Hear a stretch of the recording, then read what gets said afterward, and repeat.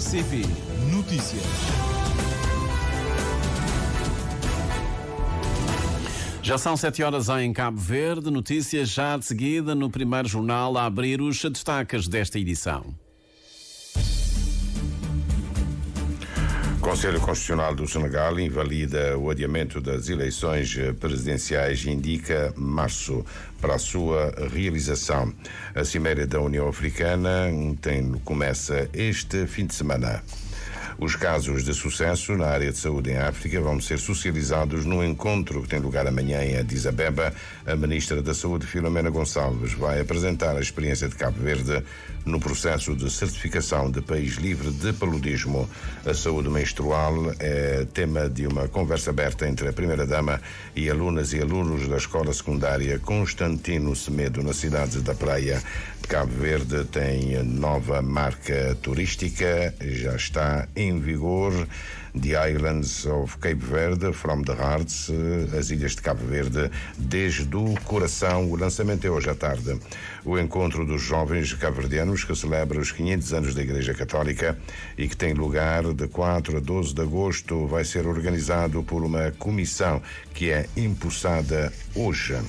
O primeiro curso de mediação de conflitos e gestão de processos de arbitragem, promovido pela Universidade Lusófona, começa hoje. Daqui a 3 semanas, a região de Barlavento passa a dispor de 35 profissionais de Donald Trump. Conhece hoje, em processo civil, a decisão sobre a sua empresa. Pode ser condenado a mais de 370 milhões de dólares de multa e pode perder parte do seu património.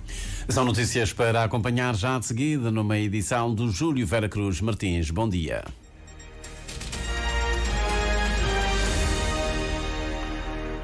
Votos renovados de bom dia, gratos pela preferência que nos dá. A Cimeira da União Africana, propriamente dita, tem lugar este fim de semana. Hoje reúne-se o Comitê dos 10 chefes de Estado e de Governo, dedicado ao avanço da ciência, educação e tecnologia, e que tem em agenda o pré-lançamento do tema deste ano: educar e capacitar a África para o século XXI. O Comitê dos 10 vai ser seguido com atenção redobrada, porque entre os países membros está o Senegal, que atravessa o período político mais conturbado de sempre. E há 2 elementos novos. Primeiro, a lei do Parlamento que adia a eleição presidencial de 25 de fevereiro para 15 de dezembro é considerado ilegal pelo Conselho Constitucional, que também torna sem efeito a decisão de Macky Sall de anular o seu próprio decreto que tinha marcado a eleição do Presidente da República para 25 de fevereiro. O Conselho Constitucional, ao mesmo tempo que alerta que o mandato de Macky Sall termina impenetravelmente no dia 2 de abril, reconhece que agora é inviável a realização da eleição do Presidente da República no dia 25 de fevereiro. Contas feitas, o Conselho Constitucional obriga que o Presidente da República e o Governo devem encontrar uma data para a eleição que inclua a campanha eleitoral, mas sem pôr em causa o fim do mandato. Isto é, a eleição deve ocorrer em março próximo. Uma solução que vem na linha das declarações do Presidente da República, José Maria Neves, ainda em Cabo Verde, antes de partir para Addis Abeba, onde já se encontra. O que eu acho é que devemos todos trabalhar no sentido de pôr as partes em diálogo, a oposição e o poder, para que encontrem as melhores vias, de modo ao restabelecimento de um calendário eleitoral que satisfaça as diferentes partes e garanta a democracia, o respeito pela Constituição e também pelas instituições democráticas do país. José Maria Neves vai apresentar ainda hoje um relatório sobre o exercício da função de Champion, guardião do património natural e cultural de África. Essencialmente os diferentes contactos que nós temos feito e as diferentes mensagens que temos enviado relativamente a essa problemática. De todo modo, também temos encontros com vários chefes de Estado, porque nós, tendo em conta a dimensão do trabalho do Champion para a preservação do património natural e cultural da África, queremos ter co-champions para cada região: a África do Norte, a África Ocidental, a África Central, a África Oriental e a África do Sul. Então vamos convidar vários países como a África do Sul, como o Egito, como a Guiné Equatorial, como o Benin, para serem co-champions da preservação do património natural e cultural, e com esses co-champions podermos trabalhar toda essa questão a nível do continente africano, onde há muito trabalho a fazer-se nesse domingo. Já formulou os convites ou ainda não? Os convites estão em curso, nós iremos aproveitar a nossa estadia em Addis Abeba para nos encontrarmos com esses diferentes presidentes, com a comissária da União Africana que cuida dos assuntos culturais e ambientais, e também com um conjunto de instituições a nível do continente africano e a nível mundial, como é o caso da Unesco, que tratam essas questões relacionadas com a proteção ambiental e cultural do continente. A agenda para hoje é preenchida em parte com o encontro de chefes de Estado e do Governo dos pequenos países insulares africanos. Vai-se discutir um conjunto de questões relacionadas com o desenvolvimento, os principais desafios, tanto no que se refere ao crescimento econômico, como também os desafios que se referem à emergência climática. Falarão do índice multidimensional em construção para as Nações Unidas? Sim, este é apenas um instrumento no quadro dos diferentes desafios existentes para o financiamento do desenvolvimento dos pequenos estados insulares. Mas estará sobre a mesa essa questão, assim como as questões referentes à emergência climática e à sustentabilidade do desenvolvimento. Os chefes de Estado e de Governo da União Africana estão a ser desafiados pelo presidente do Executivo da organização, que pede a aceleração da reforma, ao mesmo tempo que alerta que apenas 9% do orçamento da União Africana é coberto por recursos financeiros africanos. A parte restante é financiada do exterior. Os casos de sucesso na área de saúde em África vão ser socializados num encontro que tem lugar amanhã em Addis Abeba, a coincidir com a abertura da Cimeira da União Africana. A Ministra da Saúde vai apresentar a experiência de Cabo Verde no processo de certificação de país livre do paludismo. Cabo Verde, neste momento, é referência mundial em termos de boas práticas e por ter conseguido a certificação de Cabo Verde país livre de paludismo. A semelhança de Cabo Verde como um bom exemplo, também Egito estará a participar com as boas práticas porque já está a eliminar também hepatite C, ou seja, estaremos aqui a trazer a nossa experiência, mas também a beber das boas experiências, das boas práticas. Filomena Gonçalves está em Addis Abeba desde ontem, depois de ter participado na Cimeira Mundial dos Governos, promovida pela Organização Mundial da Saúde em Dubai, nos Emirados Árabes Unidos. Um dos temas foi precisamente o Tratado Global sobre a pandemia, em que tivemos a oportunidade de ouvir a intervenção do diretor-geral da OMS e aproveitou para esclarecer a nível mundial que o tratado representa, neste momento, tem dois obstáculos: falta de coesão entre os países e a outra ele denominou de teoria conspirativa, porque neste momento nós temos um tratado à mesa que é resultado de um gesto histórico em que mais de 40 ex-líderes mundiais solicitaram, através de uma carta à OMS, a criação de um tratado global para enfrentar pandemias futuras. E é desde Addis Abeba que a Ministra da Saúde participa hoje na reunião conjunta das Comissões Especializadas dos Assuntos Constitucionais e da Educação sobre a aprovação na especialidade da proposta de lei que estabelece o regime jurídico à dádiva e colheita de órgãos, tecidos e células de origem humana para fins de diagnóstico ou para fins terapêuticos ou ainda de transplante. É uma iniciativa legislativa que representa salvar vidas. Irá permitir que possamos, em Cabo Verde, fazer, nomeadamente, transplante de rim, que é muito importante, porque nós temos muitos pacientes com a instalação dos dois serviços de diálise, um na praia, outro em São Vicente. Nós temos ocupação praticamente a 100%. Isso mostra que a questão renal é uma questão séria para a saúde pública. Isso mostra também que, com a esperança de se poder começar a fazer o transplante de rins em Cabo Verde, estaremos a devolver qualidade de vida às pessoas que deparam com este problema, estaremos a também dar mais esperanças de vida, não só para esses pacientes, mas também para as suas famílias. Filomena Gonçalves assegura que o Ministério da Saúde está preparado para promover toda a regulamentação necessária logo depois da aprovação final da lei em sede da plenária, da lei do transplante em sede da plenária e posterior promulgação pelo Presidente da República. A saúde menstrual é o tema de uma conversa aberta entre a Primeira-Dama e alunas e alunos da Escola Secundária Constantino Semedo, na cidade da Praia. Débora Catiza Carvalho leva pensos reutilizáveis e biodegradáveis para a distribuição Carolita do Rosário a alunas oriundas de famílias menos possidentes.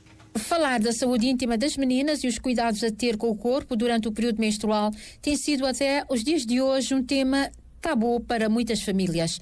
Para quebrar este ciclo, é importante levar este tipo de mensagem, sobretudo aos alunos, para os ajudar a desfazer muitas ideias sobre a vida menstrual das meninas, sublinha Débora Catiza Carvalho. Estudos nos mostram que a menstruação aparece cada vez mais cedo. Nós temos já crianças de 10 anos com menstruação e, portanto, os números indicam que antigamente, portanto, iniciava-se o ciclo menstrual com 12 anos, mas agora parece que cada vez mais cedo acontece. Então nós temos essa necessidade de apelar aos pais, apelar às famílias, nas escolas, que hajam espaços para se falar deste assunto. Por exemplo, se uma rapariga não tem consciência de como deve gerir o seu ciclo menstrual, como deve tratar da sua saúde íntima durante o período menstrual, nós podemos, por exemplo, vir a ter uma gravidez indesejada. Em parte estamos a condicionar o futuro desta rapariga. O envolvimento dos rapazes nestas conversas é fundamental, defende a Primeira-Dama, porque, a seu ver, eles também devem conhecer como funciona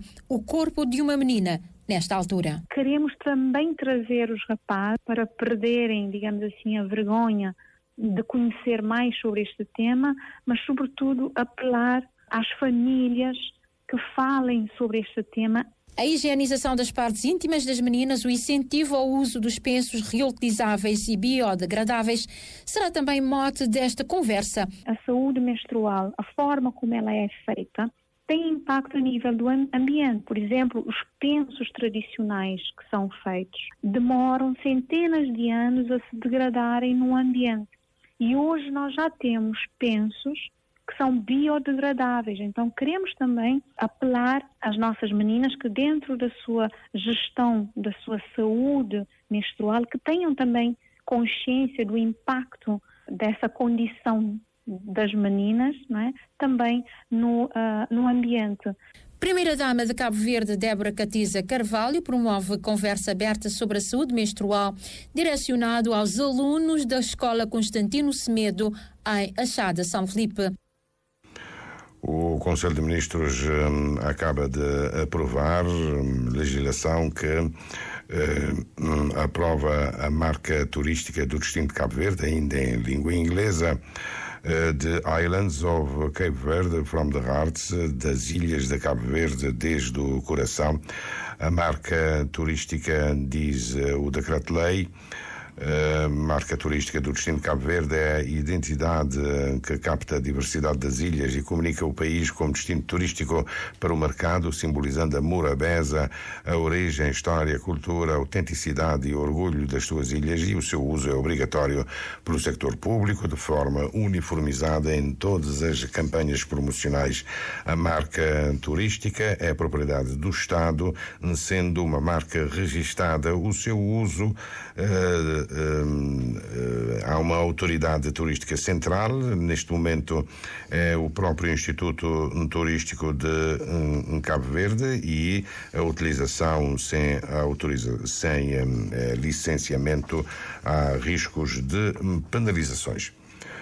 O encontro e a marca vai ser lançada hoje à tarde no coração da Cidade Velha, património da humanidade. O encontro dos jovens cabo-verdianos que celebra os 500 anos da Igreja Católica em Cabo Verde e que tem lugar na cidade da Praia de 4 a 12 de agosto próximo vai ser organizado por uma comissão a que preside, peço desculpas, Bernardino Gonçalves, ligado ao Movimento Jovens pela Paz e à Associação Amigos de Safendi, na cidade da Praia. O gestor nacional do projeto da celebração dos 500 anos lembra que o Encontro dos Jovens 2024 está em preparação desde o ano passado. Pedro Moreira reafirma que as contas apontam para a participação de 50 mil jovens num vasto movimento que perpassa todas as paróquias.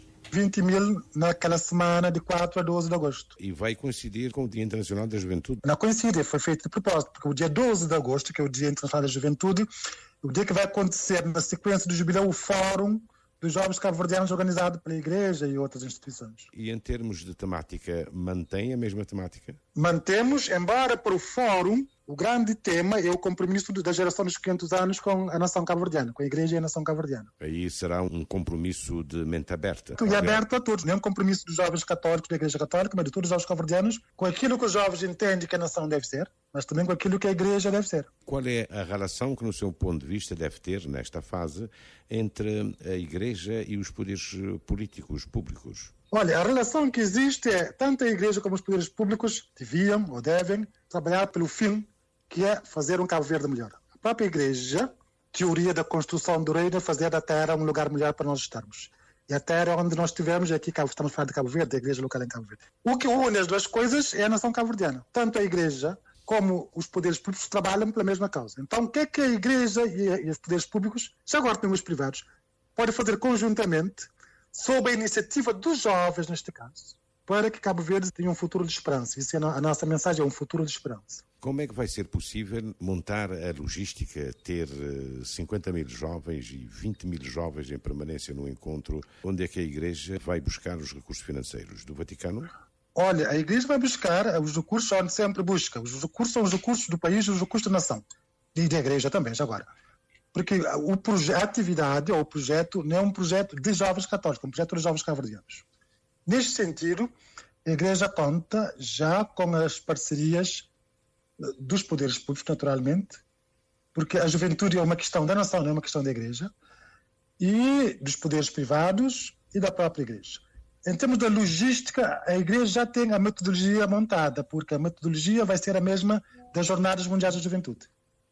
Então não estamos a inventar nada, é uma metodologia que funciona e funciona em todas as partes do mundo, sem problemas. Em Portugal agora funcionou muito bem.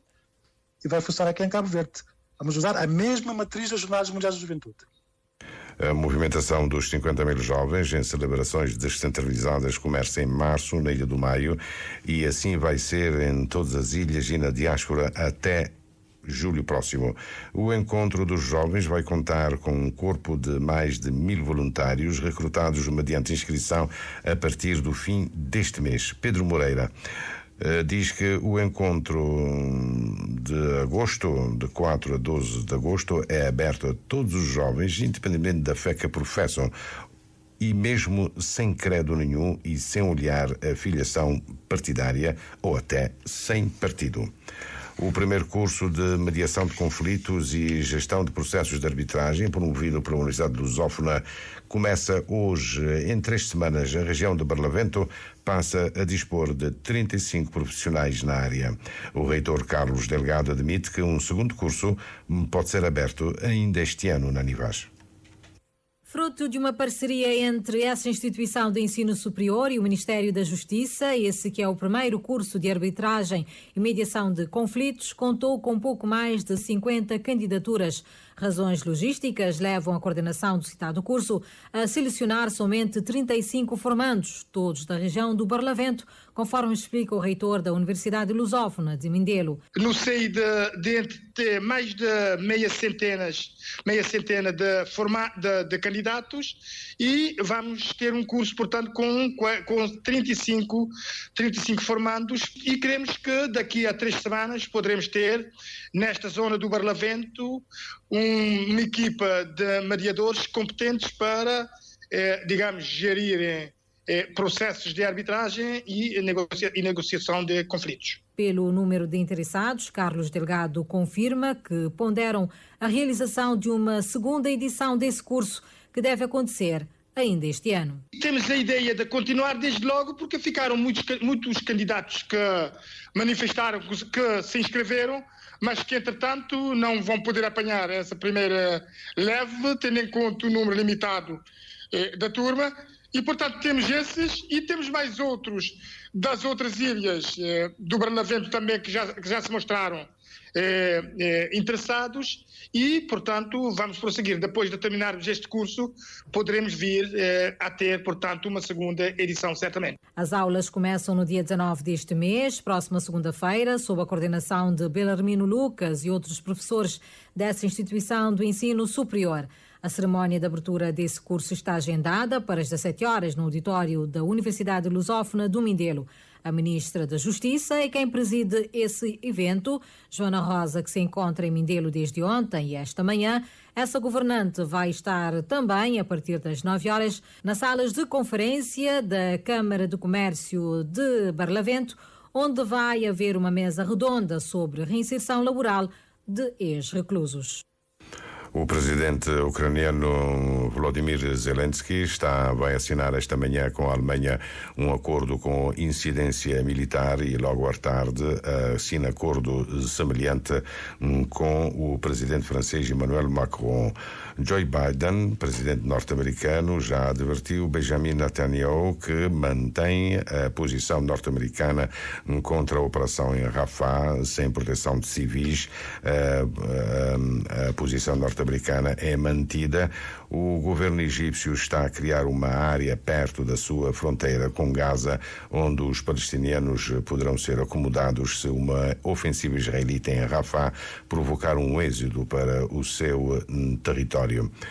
Carlos Santos, para concluir este primeiro jornal, o antigo presidente norte-americano Donald Trump e o seu filho, os dois, podem ter que pagar 370 milhões de dólares em multas e ser privados de parte do seu império imobiliário, mas tudo isso vai depender da decisão de um juiz de Nova Iorque se os condenar num processo de fraude fiscal.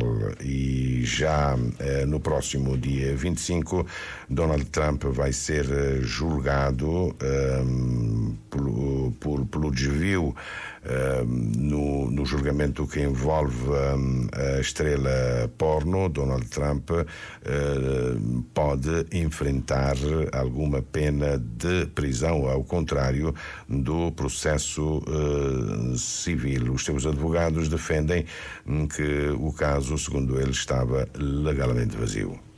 Passam agora 23 minutos das 7 da manhã. Tudo dito nesta edição do primeiro jornal para hoje, sexta-feira, dia 16 de fevereiro.